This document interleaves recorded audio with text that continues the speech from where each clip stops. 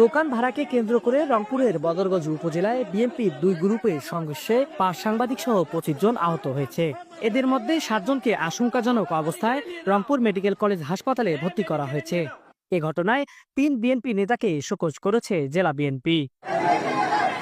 বদরগঞ্জ থানার ওসি আতিকুর রহমান জানান, জাহিদুল ইসলাম নামের এক ব্যবসায়ী ঢেউটিনের দোকানের ভাড়া চুক্তিপত্র নিয়ে গত কয়েকদিন ধরে দোকান মালিক ইশতিয়াক বাবুর সাথে দোকানের ভাড়াটিয়া জাহিদুল ইসলামের দ্বন্দ্ব শুরু হয়। দোকান মালিক ইশতিয়াক বাবুর পক্ষে অবস্থান নেন জাতীয় পার্টি থেকে বিএনপিতে যোগ দেয়া সাবেক সংসদ সদস্য ও বদরগঞ্জ উপজেলা বিএনপির সদস্য মোহাম্মদ আলী সরকার এবং বদরগঞ্জ উপজেলা বিএনপির সিনিয়র যুগ্ম আহ্বায়ক হুমায়ুন কবির মানিক। অন্যদিকে ভাড়াটিয়া জাহিদুল ইসলামের পক্ষে অবস্থান নেয় উপজেলা বিএনপির সাবেক যুগ্ম সম্পাদক শহীদুল ইসলাম মানিক। শনিবার সকালে বদরগঞ্জ শহীদ মিনারের সামনে মানববন্ধনের আয়োজন করে ভাড়াটিয়া জাহিদুল ইসলাম।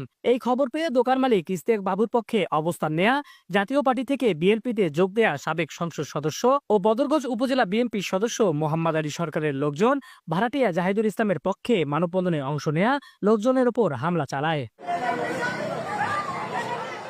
উভয় পক্ষের মধ্যে ধাওয়াপাল্টা ধাওয়ার ছবি তুলতে গেলে উপজেলা বিএনপির সিনিয়র যুগ্ম আহ্বায়ক হুমায়ুন কবির মানিক ও সাংবাদিক পরিচয়কারী সবুজ মিয়া সাংবাদিকদের মোবাইল ও ক্যামেরা ছিনিয়ে নেয়।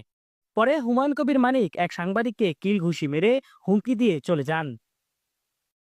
এদিকে সংঘর্ষের ঘটনায় বদরগঞ্জ উপজেলা বিএনপি যুগ্ম আহ্বায়ক হুমায়ুন কবির মানিক, সদস্য মোহাম্মদ আলী সরকার ও সাবেক যুগ্ম আহ্বায়ক শহীদুল হক মানিককে কারণ দর্শানোর নোটিশ দিয়েছে জেলা বিএনপি।